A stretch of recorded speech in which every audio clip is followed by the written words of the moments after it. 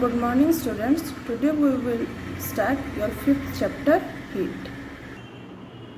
Before going to the chapter, let us discuss about two words, heat and temperature. Are these two words synonyms or related words? What is your opinion? Stop the video and think about it. Heat and temperature are two related words but different concept. Heat is a form of energy. You have already read about various types of energy in the previous class. Electrical energy, kinetic energy, potential energy, solar energy. Like that, heat is also a form of energy. Then what is temperature?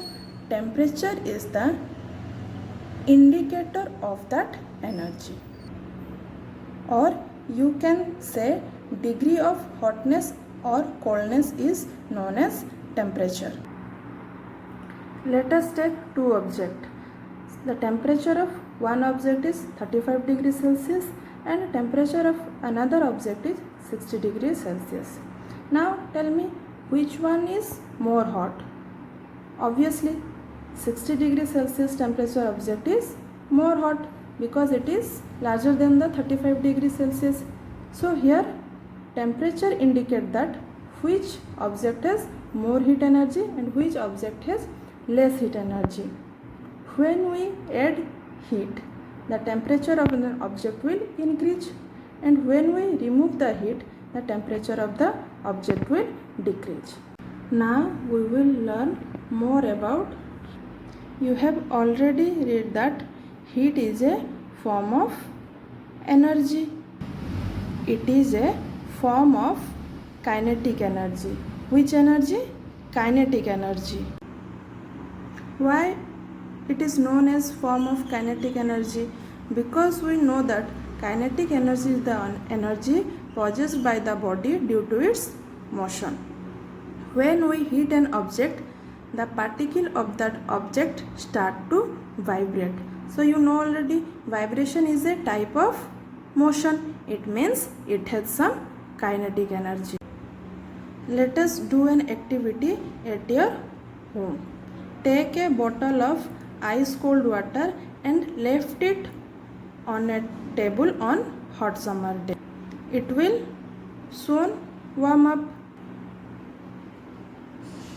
Now take a bottle of boiling hot water and keep it on the same table.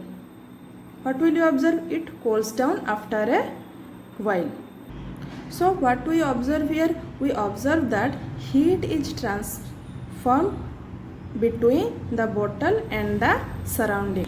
In case of ice cold water, heat is transformed from surrounding to cold water. In case of cold water, heat transformed from surrounding to cold water. But in case of hot water, heat transformed from hot water to surrounding. So based on the such observation, we can say that heat always transform from hot object to cold object or higher temperature to lower temperature. So this is the second property of the heat.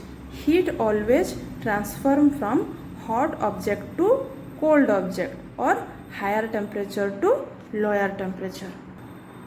Now the question is, up to which extent heat will flow? Let us do an activity. Put a hot object on a cold object. According to the second property, heat will flow from hot object to cold object. Now after a few minutes, touch both the object. What you feel? You will feel that both the object have same temperature. So from this observation, we can say that heat always flow from hot object to cold object till the temperature difference become 0. So this is your third property of the heat. Heat always flow from hot object to cold object till their temperature difference become 0. Do you know, in early days heat was considered as fluid that flow from a hotter body to a colder. Why it considered as fluid?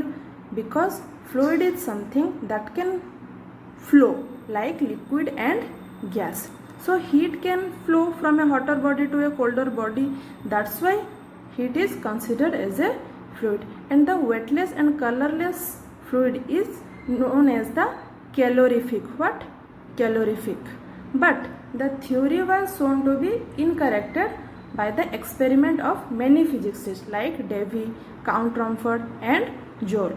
They experiment and prove that heat is not a fluid. It is a form of energy. So this is for today, children. I hope you understand it better. If you have any doubt, now you can ask me.